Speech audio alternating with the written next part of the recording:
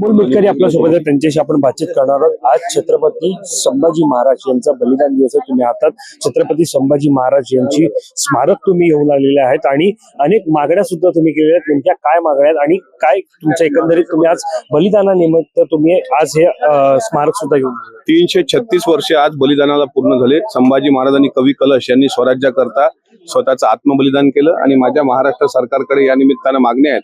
छत्रपती संभाजी महाराजांचं जे अभ्यासक्रमात पाठ्यपुस्तकामध्ये त्यांचा अभ्यास यावा, त्याच्यानंतर इतिहास संशोधकाच्या अध्यक्षतेखाली एक चरित्र साधन समिती गठीत करावी।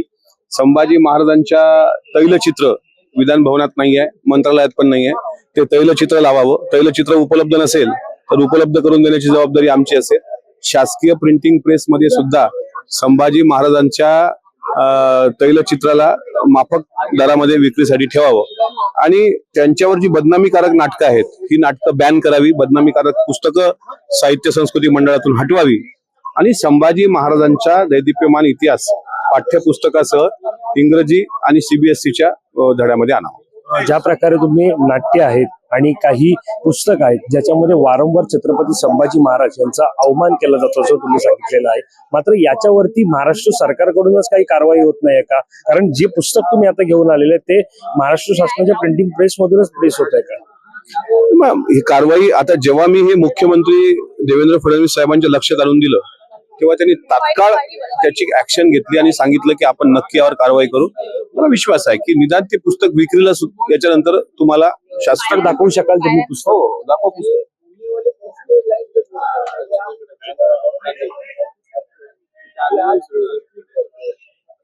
नेमकं काय उल्लेख आहे आणि नेमकं काय छत्रपती संभाजी महाराजांबद्दल अत्यंत बदनामीकारक लिहिलेलं लिखाण आहे। संभाजी महाराजांना व्यसनी दाखवल्या गेलंय, बदफली दाखवल्या गेलंय। असे पुस्तकं बॅन करावी आणि हे आज मूर्ती हातात आहे ते वाचणं काय आता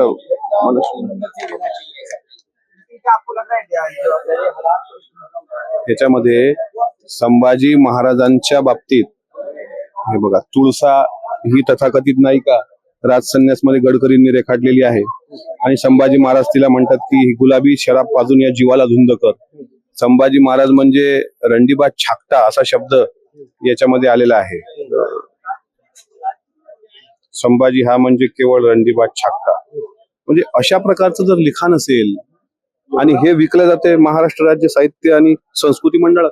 एवढा मोठा राजा हा आपल्या स्वराज्यासाठी महाराष्ट्राला लागून गेलेला, त्याच्याच विरोधात अशी पुस्तक आहे। कारण काय होतं की आता हे 1981 सालची प्रत, त्यावेळेस कोणाचं राज्य होतं, कोण मुख्यमंत्री होते, मे 1984 ला पहिल्यांदा प्रिंट झाले, दुसरी आवृत्ती 2011 निघाली आणि आता ही आवृत्ती निघायला सुरुवात होईल। मग आता तिसरी आवृत्ती तरी बंद करा, ठीक आहे, मान्य करूया की याच्याकडे आपली डोळेझाक झाली असेल, नाटक म्हणून आपण त्याला इग्नोर केलं असेल, पण त्यात वस्तुस्थिती काय ती वाचल्यानंतर कळते। सरकारकडे तुम्ही मागणी करणार? सरकारकडे मागणी केली। आज अजितदादांना पण संध्याकाळी 6 ला मी भेटणार आहे आणि 100% मला माहित आहे की महायुतीचं सरकार माझ्या या मागण्यांचा, राष्ट्र मागण्यांचा विचार करेल। आज बघा ना, काल मी पत्र दिलं, आज विधान भवन मध्ये महाराजांना अभिवादनाचा एक कार्यक्रम होतोय। मला आनंद वाटतोय त्या गोष्टीचा की एवढं तरी आपण करू शकलो त्या राजासाठी। धन्यवाद आमच्याशी बातचीत केल्याच्या संदर्भात। कॅमेरा पर्सन अवधेश कोरीसह मी वैभव पाटील मुंबई।